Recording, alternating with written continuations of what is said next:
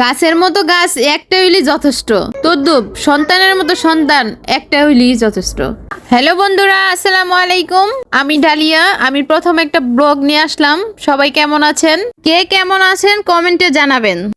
আমি গত 1 বছর আগে একটা বেগুন গাছ লাগিয়েছিলাম। ভাবলাম দেখি যে একটা গাছে কতটুকু ফলন হয়।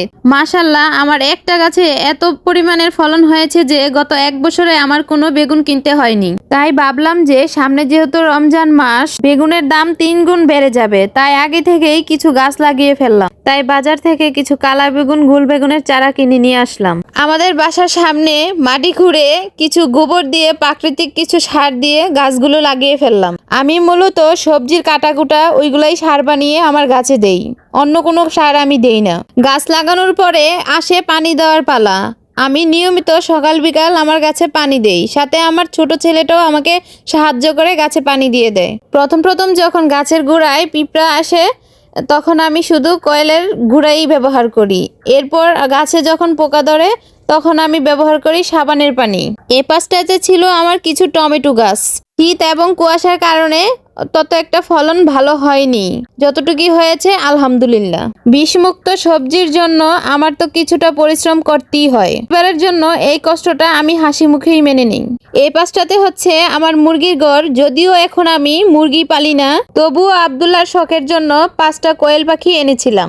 যদিও অতিরিক্ত শীতের কারণে 5টা থেকে 2টা কোয়েল পাখি মারা যায়, এখন আলহামদুলিল্লাহ 3টা কোয়েল পাখি সুস্থ স্বাভাবিকভাবে বেঁচে আছে।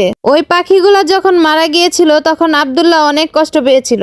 আমার ছেলে আব্দুল্লাহ দিনের অধিকাংশ সময়টাই এই পাখিগুলোর সাথে সময় কাটায়। কিছুক্ষণ পর সে খাদ্য দেয়, তারপর সে পানি পাল্টিয়ে দেয়, এরপর আবার সে কিছু ঘাস উঠিয়ে দেয়।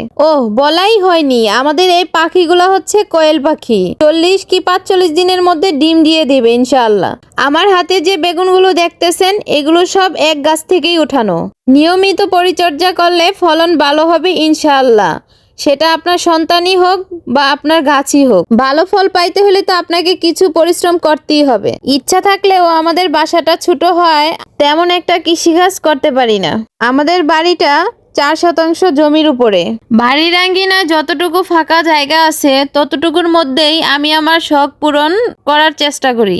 আমাদের বাড়িটা একদমই নতুন, যেটা বিয়ের পর আমি আমার হাজবেন্ড মিলে বাড়িটা করেছি। এজন্যই আমাদের বাড়ির সবগুলো গাছ ছোট ছোট। গাছগুলো সবই আব্দুল্লাহর আব্বুর হাতে লাগানো। এই বছর আলহামদুলিল্লাহ আমাদের সবগুলো আম গাছেই মুকুল এসেছে। এইদিকে আবার আমড়া গাছেও ফলের মুকুল ফুটেছে।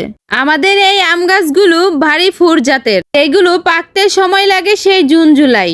দেরিতে পাকলেও আমগুলো অনেক স্বাদ, অনেক মিষ্টি, বড় বড় সাইজের হয়। এদিকে আমাদের 12 মাসি পেয়ারা গাছেও পেয়ারা ধরে আছে। বর্ষার সময় পেয়ারাতে পোকা থাকলেও এখন পেয়ারাতে কোনো পোকা নেই।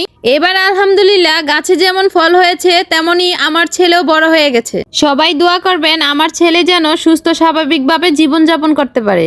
আজকের মতো এই পর্যন্তই। সবাই সুস্থ থাকবেন, ভালো থাকবেন। আল্লাহ হাফেজ।